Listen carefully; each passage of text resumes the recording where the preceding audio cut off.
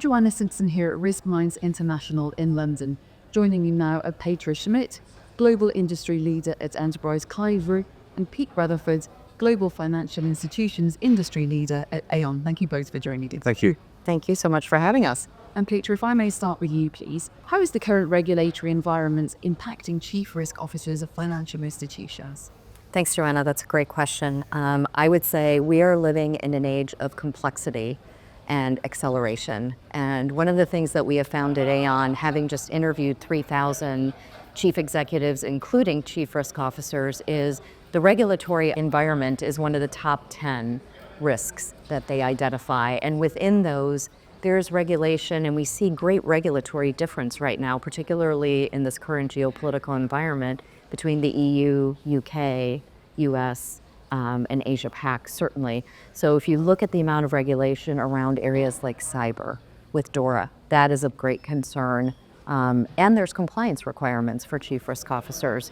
As we talked about in our panel earlier today, it's not just those kinds of technological changes. We have AI coming into the marketplace, increasing complexity, but it's also the regulatory environment that we're starting to see around talent, which is also one of the top risks that chief risk officers have identified. And we have found that, with something like EU pay transparency, that's becoming an item that used to be looked at just from an HR perspective. It's very much a business topic for chief risk officers as they look to not only retain the staff that they have, but also look to recruit. So those might just be two quick examples of what we see.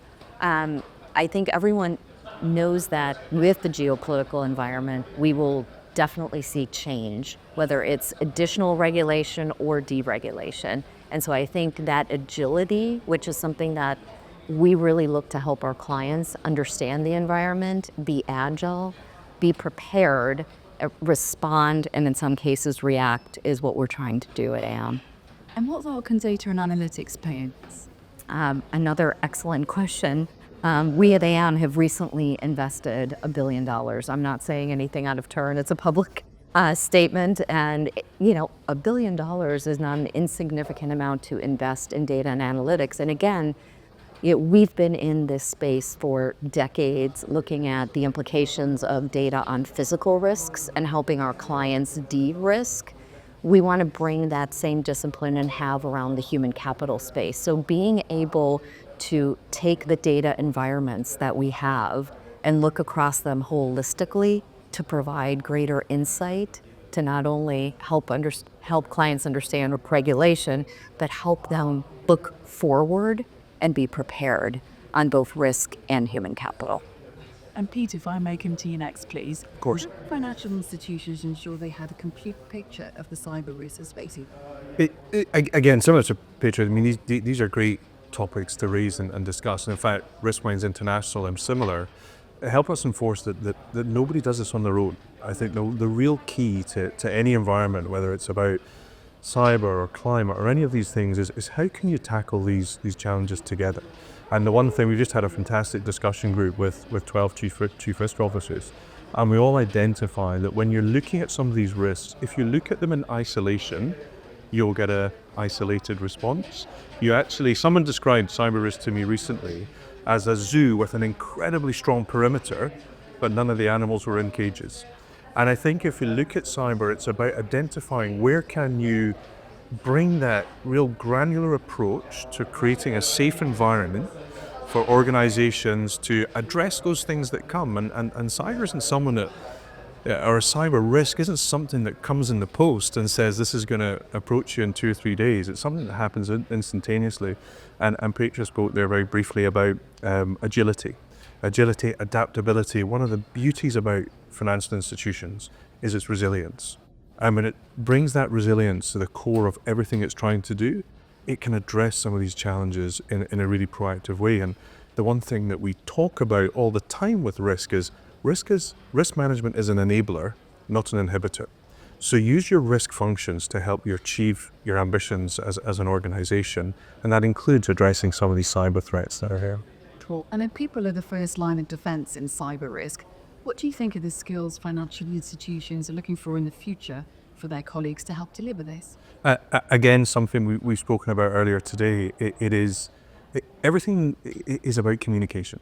And actually, we spoke just a moment ago about some of the roles that are associated with risk. People think, that doesn't sound quite as exciting as I hope it would be. I see myself far more in an investment banking role or in a wealth management role. The cornerstone of everything that we're trying to achieve in financial institutions and other sectors is having a robust risk framework.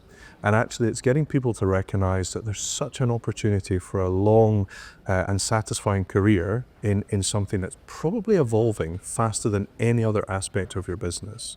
That will require passing knowledge on. It will require universities, colleges, organizations to set up skills expresses and skills exchanges and allow people to learn from both experience on the job, but also through other learning mechanisms that we've adapted as a business post-COVID.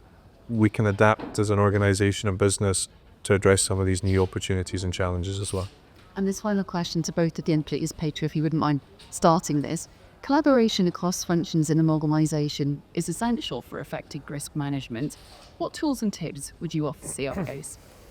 Well, I think you said it in the question actually, which is this notion of collaboration, and I would say being commercial. To Pete's point, it's understanding the objectives and strategies of the organization. We think about enterprise risk management, right, which breaks down into 4 areas. It's the financial risk, it's the physical risk, it's the technology risk, and it's the people risk. And I think using data and analytics at its core, developing a learning organization, taking a look at your talent, both your existing talent and what is needed, building that into your risk frameworks and understanding both for operating, as I was called, business as usual, but also being prepared for what we call the known unknowns, right? I mean, we've certainly had many of these recently, everything from CrowdStrike, right, to cyber risk, which we've talked about, to having just lived through a pandemic, which taught us many things, which caused us to go back to fundamentals, but also build very different frameworks into our organizational strategies. And I think it's just taking a look at all of those and really collaborating with your colleagues, whether that's on the management side, whether that's within your team. We heard it today in one of the panels, which is really how do you bring that information and collaboration closer together and use those learnings not only just within your organization, but also on behalf of the sector. So we hear more and more of our clients talking about what's called open architecture. When you've had a cyber incident, what is it that you learned? How can you share that with others? To Pete's point, what are we seeing across sectors that can be helpful, whether it's recruiting people into the risk function, or again, what an organization may have learned from a recent event. So I would offer that as initial thoughts. What would be your advice as CROs? I'd love to see there was a massive amount of science behind this, because I think that makes people feel more comfortable if there's science. I firmly believe it's common sense. We speak a lot about risk management. It's about protecting the house, but it's about building the house as well. And it's actually creating frameworks that allow organizations to grow safely, engaging with the right people at the right time, as every business does to be successful, or every organization does to be successful, enabling people to achieve what it is they want to achieve and making it a good experience. And there's no reason why any risk function, any cyber management, anything to do that's seen as, sometimes a negative, can't be all of those things. It can be engaging, it can be enabling, and it can be a wonderful experience.